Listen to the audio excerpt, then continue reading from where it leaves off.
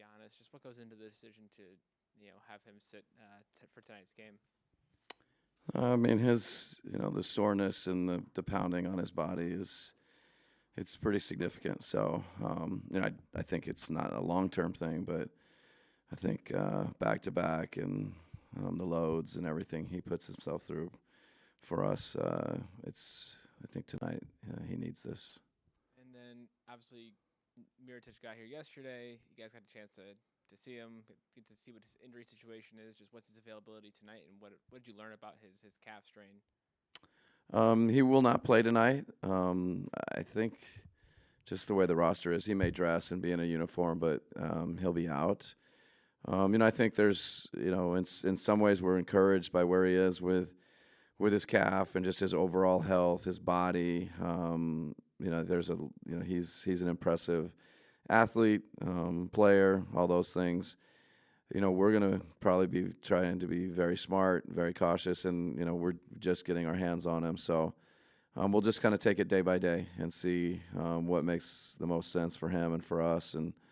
But very, very excited for him to be in our gym this morning and shooting and working, and we'll just see how the next few days go. When he is available, how do you envision working him into the lineup? Kind of what do you see kind of maybe being some combinations you might use and some of the strengths and things that he can add that potentially you didn't have before? Yeah, the first part of the question, I don't know. We'll continue to work on it and think about it, and it's a good problem to have. I don't have the solution or a real honest answer for that part. What he brings, the thing that stands out to me is just his IQ. He's like a really high IQ player. His shooting, he can make shots from deep. He can get hot. He can really get going.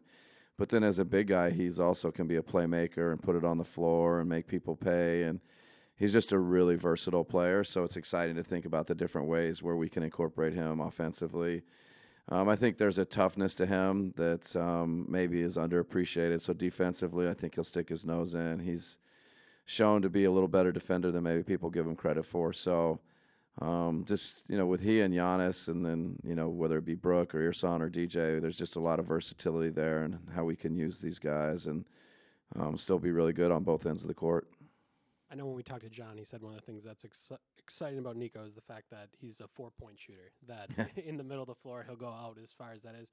Do you feel like there truly is a difference between guys that shoot it from toes on the line to guys that will shoot it like Brooke, like Nico, that do expand the floor even maybe 5 feet further? Yeah, I think we certainly are seeing it and feeling it with Brooke, and so to have experienced that for these first 50 games and to think about having another guy that can, really take it, several feet behind the 3-point line. It's a pretty new phenomenon, including to me. I guess Korver could go pretty deep too. But it's just with, not just Giannis's ability to drive it, but other people's ability to drive it, that it's, just makes it harder on teams if they're going to shift, show a crowd, and or double team, and then rotations to guys that can shoot it further. It's just, greater distance for the defense to cover. So I think it is an exciting part of what Nico brings. Obviously, Giannis has missed a couple of games this year, and Ersan a lot of the times has been the guy that has come into the starting lineup. I know Chris is going to play, but will Ersan start as well, or do you have any idea on that?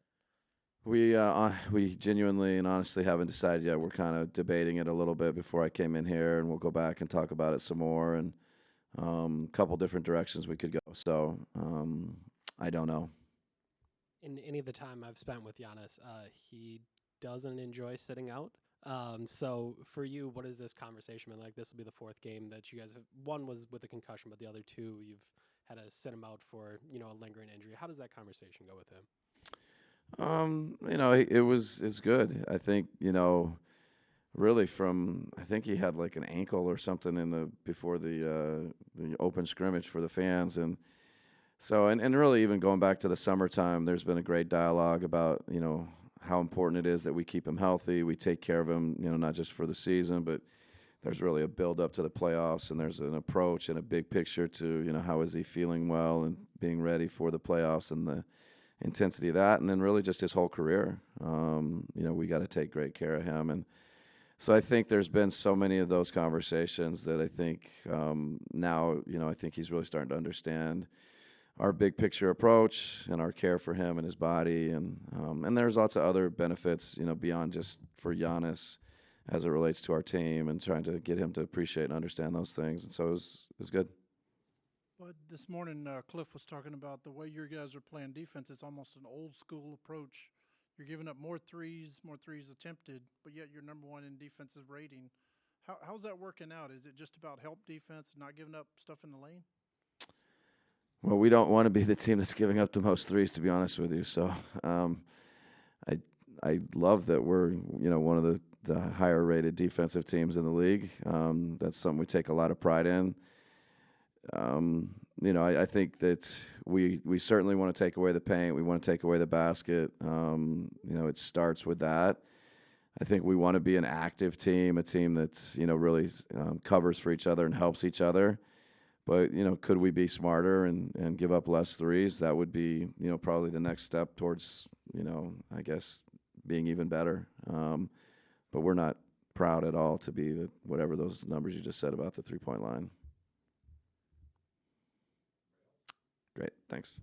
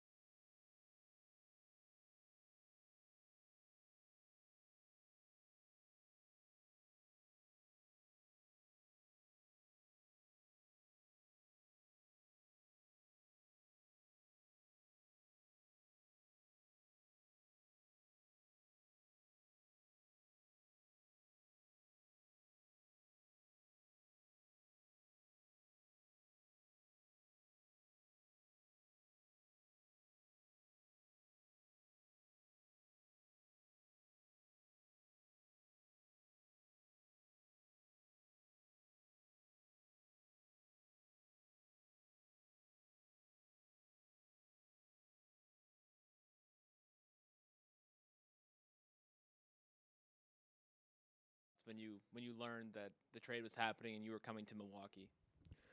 Well, I was a little surprised, first of all. Um, I heard some rumors, but I didn't knew it's gonna happen. So I was basically ready to go at the practice facility, and I had a call from the GM from Pelicans, and he said we just trade you, and I said like okay, just tell me where I'm going. He said go to the Bucks, and I was really excited. I I knew that was ideal for me, great opportunity. Uh, Actually, uh, the best record in the NBA, so couldn't be more happier to be part of this team. Eric named The Athletic. Talking with John Horst a little bit yesterday, he said he got to talk to you originally when the trade first happened, but more in depth yesterday. Just how have those conversations gone, and what has he said about what he thinks you can bring to this team? He just sounds very excited, that they got me, and uh, they're looking forward for me to be with the team. Obviously, he said they want shooter. They want somebody who's going to space the floor, especially when Johnny's go to the basket, so somebody who can shoot. And there's much more I can do, obviously. This year, it's been best year for rebounding. Uh, I know I'm just no shooter, Most of the guys think I can just shoot the ball, but there's much more in my game. So, but depends how they're gonna use me. So I just want to do what's the best for the team. I'm sure I'm gonna adjust fast, and I'm gonna be ready, to play. Malika Andrews, ESPN. Nikola, how's your calf feeling? Feeling better. It's been a little bit, maybe over 2 weeks and a couple days since I pulled my calf, and did a lot of treatments. I did some work this morning with the training staff. I did some little practice as well, and basically, I'm almost there. I was maybe available to play, but we didn't want to risk tonight. I was talking to the coach, to those guys, so they want to make sure I'm 100% ready. It's going to be a long season, and but like I said before, I just can't wait. To get healthy and to play. Kane Pittman with the pick and roll. You were in a sort of a similar situation last year with New Orleans, I guess, and you come in for the playoff run and have a major impact with that team. So how much confidence does that give you, I guess, to come into a new team and they're going to be contending for probably a title? So first of all, how does that feel? And then how confident are you that you've been here before and you know that you can come in and have an impact? Good question. For sure, a lot. Last year, when I was traded, the Pelicans' goal was to try to make a playoffs. So we did make a playoffs, and we went to the second round, and we competed against Golden State, and we really had a great season. So when I had a really good impact into the team, I did exactly what they wanted, what they were asking for me. So a little bit similar situation, Obviously, the team it's been great, but they want to get deep into the playoffs. They want to try to win, and I'm just hoping, to make another impact, that little piece that maybe they're missing or they're expecting. So I could be that guy, help them, to get there, and I feel like I'm more than ready. This is my 5th season. It's gonna be my 4th playoff this year, so there's a lot of experience as well. The Bucks are coming off a back-to-back. There probably won't be a practice tomorrow. Then you have road games and the All-Star break. Yeah. How does that affect kind of getting up to speed and how you kind of fit in? I think it's great. Maybe next game I'm gonna play. I don't know yet. There's big chance that I'm gonna play in Chicago, but I think it's great because I need to adjust. With the team, I need to a little bit more time, and this off time I can stay here in Milwaukee and I can practice. Also, my family's here with me, so we need to find a new house, and there's a lot of things to do, and just get ready, for the good end of the season. That's the most important, and just want to step up, and do what I need to do. Both you played with both. Now you're playing with Brooke, Yeah. and you played with Robin, and they kind of had a little fun going back and forth I over saw which that. one is better to play with. I mean, what are your kind of thoughts on the Lopez brothers and that whole exchange? Well, I like both of those brothers, and it's been blessing to play with both of them. Really great experience with Rolo in Chicago. Great guy, really good leader, especially in the locker room. Funny guy as well, and now I get to play with Brooke, so excited. A lot of things to learn about both of the guys, and they're just funny guys. They like to play with each other, like they're brothers. They can do that, so it's good for me. I'm just looking forward, to be on the floor, and it's gonna be great sharing floor with him. Both guys can shoot, so it's gonna be fun. You know. He did. He actually did. When you watch what Brooke has done this year and, how many threes he's able to shoot and how Bud has used him, does that excite you as a player that it feels like you're going to be empowered to go out and make plays and take the shots that you need to take? Is that an exciting feeling to know you're coming into that type of system? It is. It does. There is a lot we can accomplish each other. It's not just I need to be the guy who's gonna shoot the trees.